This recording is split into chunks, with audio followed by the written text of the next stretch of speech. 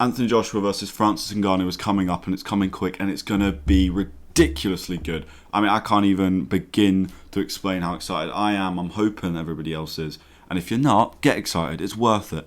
If you think it's a gimmick, shut up. It's not. I promise you, it's not. With what we've seen from Ngannou against Tyson Fury, we now know for sure this fight is a good matchup. Joshua should win. Let's say that right from the go. Joshua should win, and I think will win. But don't dispute Ngannou. Today we're going through Ngannou's abilities, Joshua's abilities, their weaknesses, and then we're going to go through a little bit of the clips. And finally, my official prediction. And I'd love to hear your own prediction, so let me know. Do it now, come back to the video, do it later. I don't mind, do it after, whatever. First of all, Francis Ngannou. Strengths. Obvious strength. Power. Athleticism. Speed as well. Surprisingly, speed. Now, I don't know about his chin. I imagine it's very solid. I don't know for sure. I can't say that. Let's put that in a maybe category. Weaknesses, really just the one, experience. And it is just pure boxing experience. That's all it is. Anthony Joshua. Strengths. Again, strength. Power. That killing instinct. Now, I didn't say that for Ngannou, and there is a reason. The reason being, it's a different sport. The killing instinct is... It won't transfer in the same way, so I don't want to include it. But I completely understand if you feel that's not correct. But it's my opinion. I don't care. Joshua has the athleticism. He has the speed. He has the know-how. That's key. He's an Olympic-level boxer. He knows what he's doing. Not just Olympic level, Olympic gold medalist boxer. So he knows what he's doing in that ring, and if he needs to outbox Ngannou, he can. Joshua is also used to 12 rounds. 10 rounds for him is going to be a lovely surprise. Now let's have a look at Ngannou against Fury. Let's have a look at some of the clips.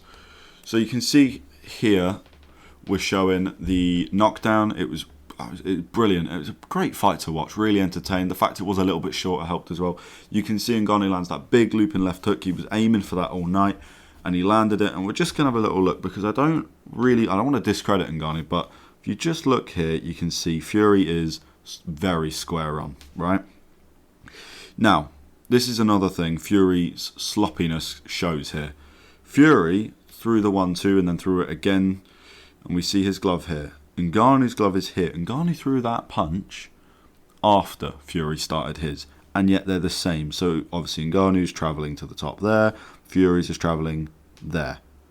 Now you might be thinking, well, is Ngannou not a bit open? And you are right, but given Fury's so square on, that's a bit of an arm punch. He has turned into it, I can see that, but it's not a good punch. That's what's key.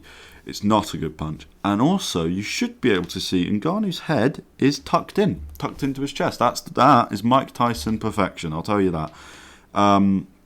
Really, really good work, because even if Fury does land clean as well, which he doesn't, it's unlikely to be super damaging. Still going to hurt, but nothing crazy. And it doesn't matter anyway, because Ngannou's speed carried him through and he landed on top first. So really, what we're showing here is Ngannou's done brilliant and Fury's sloppy in there. You'll see a little bit of a sequence. It's a bit of back and forth, nothing crazy.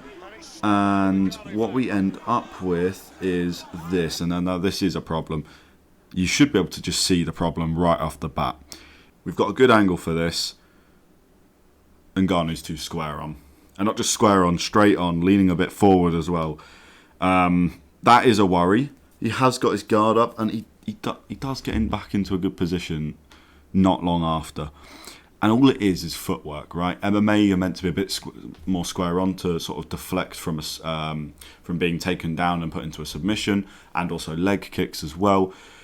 So I get the instincts for him are to be more square on, but for boxing, no, that's not how that works. And, you know, is Fury realistically going to land a right hand there? No, he's not. He's especially this Fury where he's not that fast. He's not. But we do see in a second Fury wipe that guard away. All it's going to take is a little bit of cheeky work from Joshua to push that guard out of the way and catch Ngannou standing straight. And then we're looking at potentially an easy night for Joshua. That is the truth.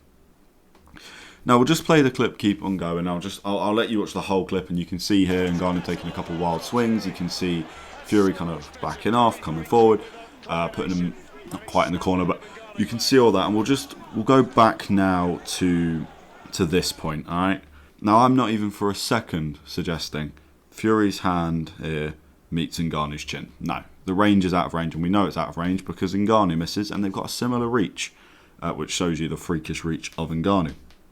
My problem is that Ngannou clearly didn't have his range, and it is round 5, which you can just see at the bottom. Well, I've just covered it up, but you can see it at the bottom there. It's round 5, and yet his hands are there and his chin is there. Now that is an issue because Joshua finds a range very quickly, and you can see here that Fury also had his range, and he knew Ngannou was out. Otherwise, Fury would have thrown a punch. It takes one good step in, which Joshua does have, and a solid, quick right hand, or even a left hook. And Joshua's left hook is not something to mess with, nearly swore. And again, he's off balance because he's square on here. So if he gets hit this way, he's off balance. Now, I don't blame him. I'm really not being hypercritical here.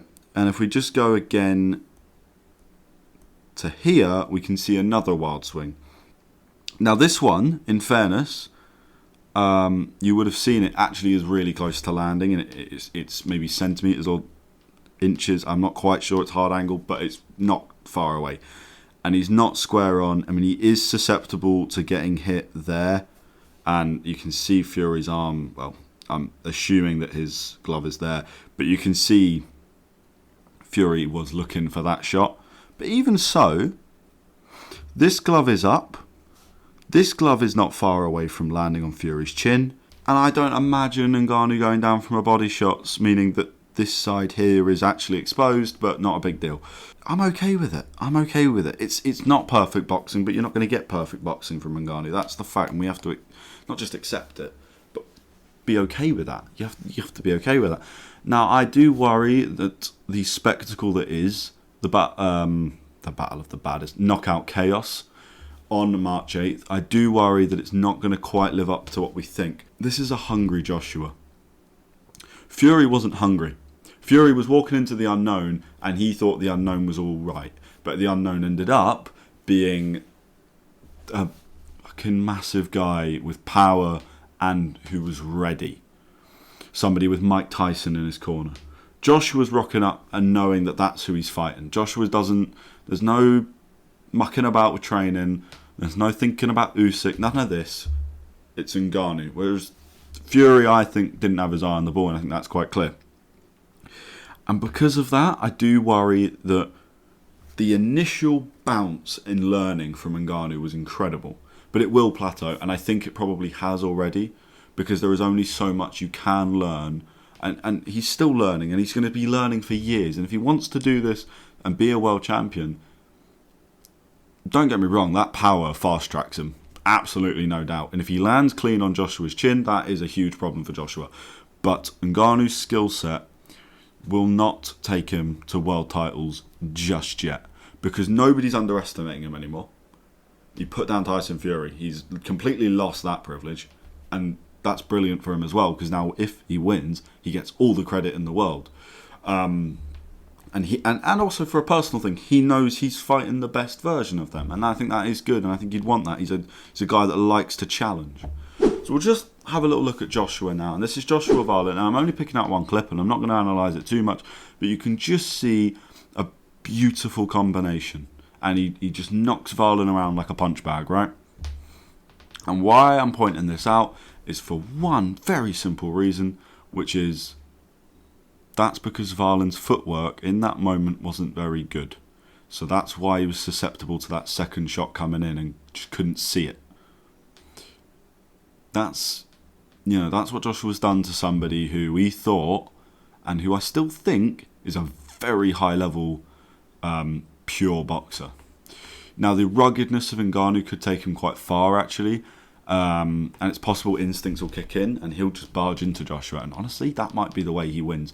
If he can tire he was never going to lean on Fury. If he can lean on Joshua, if he can tire him out, if he can just keep him on the inside and hit him, be a little dirty. I mean, I don't want to see a dirty fight. I don't really want to see too much of clinching. I don't want to see that, but nobody does. But if Ngannou wants to win, then I think that's how he does. I think by keeping Joshua tight, I imagine Ngannou is stronger. He's definitely bigger. Maybe not in height, but in just sheer width of the guy. I mean, shoulder to shoulder, he's built like a building. So I think he has to be sensible and really use that to his advantage. And if he does and he can tire Joshua out, then in the later rounds when Joshua should really be stepping it up and going up a gear, Ngannou can kind of stay in his own gear, but Joshua will be tired. And we know Joshua does gas. It does happen. It hasn't happened for a long time, in fairness. And this new Anthony Joshua under Ben Davison, I can imagine. I mean, Ben Davison's a top coach. I can see Joshua just keep going and going and going. But we have to be careful. We have to watch, and we have to understand that Ngannou might land a punch. So Joshua gassing isn't an option, and I really don't think that's likely to happen. And if anybody's relying on that, that's stupid. Official fight predictions then. For Joshua versus Ngannou. The biggest fight so far this year, and probably going to be one of the biggest fights of the year, full stop. I'm going Joshua wins. I can't make up my mind how. I'm thinking points, if I'm honest. I'm thinking a wide points margin. But I can see him getting a stoppage. I can see the ref waving off. I don't see him knocking out Ngannou cold. So I can see the ref stopping it between rounds 7 and 9. I'll go 8 because it's in the middle. Could Ngannou win? 100%. I'm going to go with the same thing I said for the Fury fight, which is Ngannou has to knock him out early. Or at least put him down early and make Joshua back off. And Joshua can back off. We've seen that happen. We saw it against Ruiz, where he gets hit and he kind of goes, okay. Now, in fairness, Joshua will pounce on you. And if you make him angry, if you piss him off, he will come at you. So he has to be careful and measured. But Ngannou does have a chance here, because we know that Joshua's chin isn't something special. It's not his best asset. Nothing actually wrong with his chin, by the way, but it's just not his best thing. That's all it is. It's not right. So I'm going for the Joshua win, but I can see Ngannou doing it. I can see it, but I think Joshua will be too hungry. Let me know what you think. Let me know if you enjoyed the video. I hope you did. If you did, like it. Subscribe as well. If you don't, then whoever you want to win is going to lose. That's obviously how it works. And yeah, I hope you did enjoy it. I very much enjoyed making this. So thank you very much, and good night, good morning, and goodbye.